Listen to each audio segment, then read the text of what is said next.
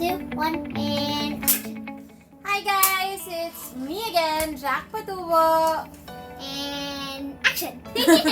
and a little girl, and a quick video lang ito kasi this is what we usually do whenever there's something or someone who comes home. An unboxing video! Where's my where's my alcohol? I put it there! You get it? So, Where? I just got Where? home from... Wala ba dun? Oh, it's inside my pocket. What the baby? Yeah, it's inside my pocket. Ta-da! Yan. So, I just got home from work. Bakit tamaan si Mommy? So, I just got home from work and it's not just me who got home today. Somebody else arrived. Actually, hindi pa namin alam yung name niya. We're thinking if we should name her Arya. Comment down below. Arya, Lola because her hair, and Sophie. Sophie. House Moving Castle. House Moving Castle. So, I like that movie. Ito na siya. It's a box! I got it from It's a box. This should be my last baby for the year. Next one should be something around December siguro. Yeah. Ay, hindi. That's your sheet. 1 month's your sheet. Yeah. So, Yeah, ito na siya. Yan. Open na yung box kasi as usual, Yes. dinisinfect na namin siya. Yes, Pero so gusto you lang guys namin don't- ipakita sa inyo. So you guys don't get bored. Yeah. No. I don't want it to be sprayed in my eye. There. So, this is what came inside the box. It's squirting alcohol. Isn't it so pretty? And I like her mouth. So right? pretty. So Yeah, that's so- why we name her Lola or Yeah. Sophie, because Sophie turns into a. If you guys haven't watched that, I'm a spoiler. This is a new doll.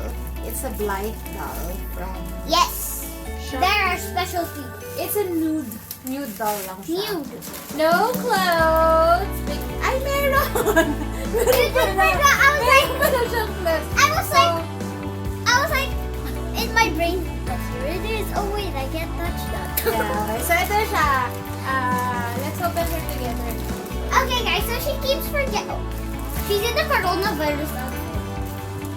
So, If you can see, like she looks like it's a nude doll. She looks like she's in the Nude doll. coronavirus. Oh, it's so pretty! I love her hair, but I'm sorry, but it's sweating. Guys, hindi siya creepy. She's very pretty. So pretty. And if you have a really tiny finger, tinier than this, if you have a baby's finger, stick it in her She's mouth. so It's gonna go pretty. like- I like her so much. Shucks. Happy ako. Sorry, happy lang. Ang ganda She's niya. too happy. There's such a thing, you know. Can I touch her now? Don't you think she's too pretty? So, eto yun Can guys. I touch her? Wait. Alcohol ito ulit. Spray. Because I really wanna. Can Ang I see the ganda one that? niya po. Yan. So, Now, can I wait touch lang. her? Wait lang.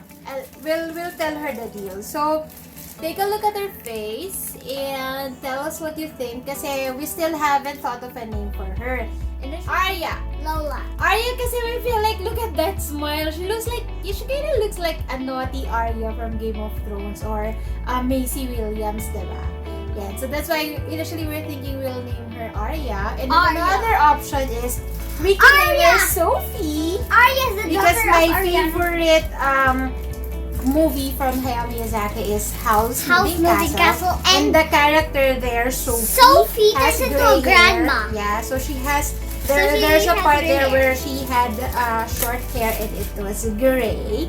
So Sophie. Yeah, but she's not as pretty And as her. Because last is we're thinking if we would just name her Lola. Lola, cause like Yeah, Lola, because Lola It's like a Lola is Lola can be pronounced as Lola, and in Filipino or Tagalog, Lola is a grandma, and her hair is like that of a grandma. Kasi Grandma.